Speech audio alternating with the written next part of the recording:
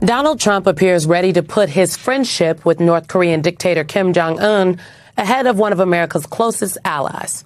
Yesterday, Trump said that he has ordered the Pentagon to scale back joint military exercises with South Korea, and he gave 3 reasons for his order.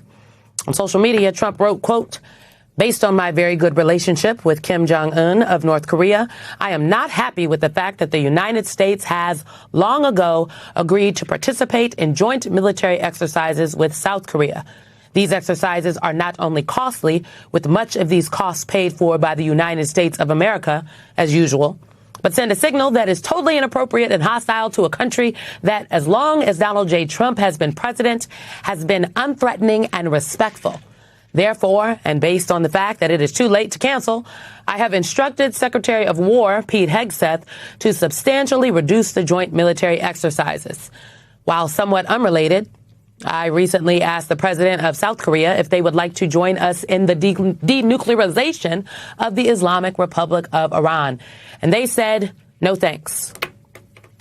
Okay, there it is.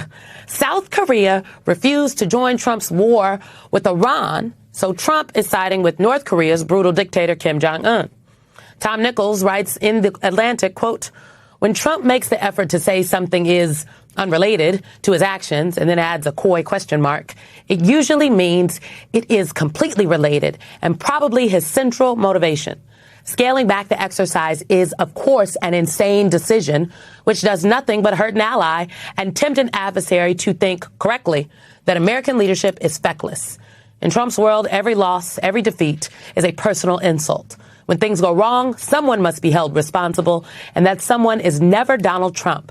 America and the rest of the world are now witnessing a public exhibition of narcissistic rage. Trump embarked on a war for personal glory, and what he got instead was ongoing humiliation." Hear, hear, Tom Nichols. Well, in the Oval Office today, Donald Trump said this. How do you respond to folks who say that you are prioritizing the interests of adversaries in North Korea over our longtime partners by scaling back the military exercises? No, I'm making it much safer. You see, I'm actually making it much safer. Kim Jong-un has always treated me with great respect. And we met on numerous occasions, actually, 2 primary occasions, spoken and spent time. I understand him. He understands me. It's always about him. Well, the New York Times reports of Trump's order to scale back joint military exercises with South Korea, quote, "If implemented, the directive would mark Mr. Trump's first known concrete overture toward North Korea in his second term. However, it remains unclear whether Mr. Kim will embrace the gesture." Today, Donald Trump claims that Kim Jong-un has responded to his request to have a conversation. Why hasn't Kim Jong-un responded to your request to have a conversation? How do you know he hasn't responded? Has he? Yeah, he has. Did you speak to him? Did you speak to him before you made the announcement yesterday? Where are you in conversation? I'm very positive. Joining us now is Democratic Rep. Mark Pocan of Wisconsin. He is a member of the House Appropriations Committee. Congressman, Mr. Pocan, I don't know why I wanted to make you Pocan today. I'm listening to the president, and I'm a little thrown off. Here's my question. Congress has a congressional study group on Korea, if I'm not mistaken, and it is a bipartisan study group, correct? Yeah, the former members have 4 countries that we go to regularly because of the importance of their relationship to the United States. One of those countries that I just went to with Democrats and Republicans in early April is South Korea. And, we went to the DMZ zone. We walked a few feet into North Korea. But you got to understand, South Korea is our 6th biggest trading partner on the planet. It's one of our very best allies that we have. And Donald Trump is just proving he's, America's most obnoxious man-child once again in doing this. But to side with Kim Jong-un over, our 6th biggest trading partner is beyond comprehension. So you're telling me that the congressional study group on Korea that is bipartisan would not agree with the president that his relationship with Kim Jong-un is making us safer? Privately, Republicans would agree. I'm not sure if they'll say it publicly. But, clearly we went there. Part of what Donald Trump did with his chaotic use of tariffs was he got a commitment from South Korea to invest $350 billion into the United States. And right now, a big chunk of that already is coming in shipbuilding in places like Pennsylvania in my colleague Mary Gay Scanlon's district. And they were about to announce in a few weeks another big development in this investment. That's part of why we went there.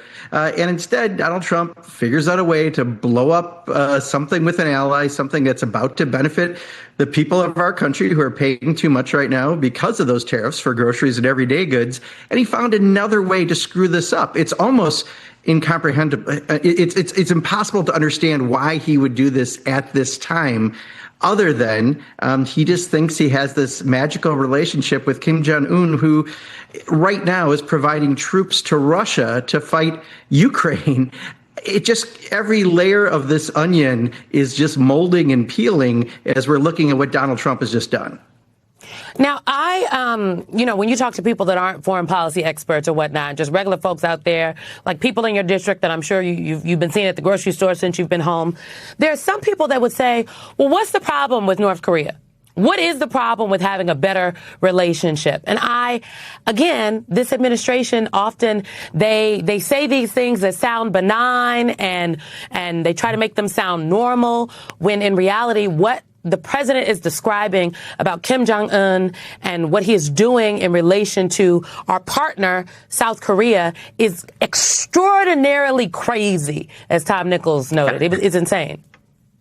Yeah, well, Donald Trump loves autocrats. He loves dictators. He just loves the way they're able to lead without this whole democracy constitution thing getting in the middle of everything. But if you think about it, we're in Iran supposedly to stop them from having a nuke, which supposedly we already did a year ago. And of course, we did it under Barack Obama. We had a process to do that. And North Korea actually has nukes, and they could impact allies like Japan and South Korea and others that are all very good trading partners and allies of the United States, and they could potentially send something towards the United States. So we do have to care about it.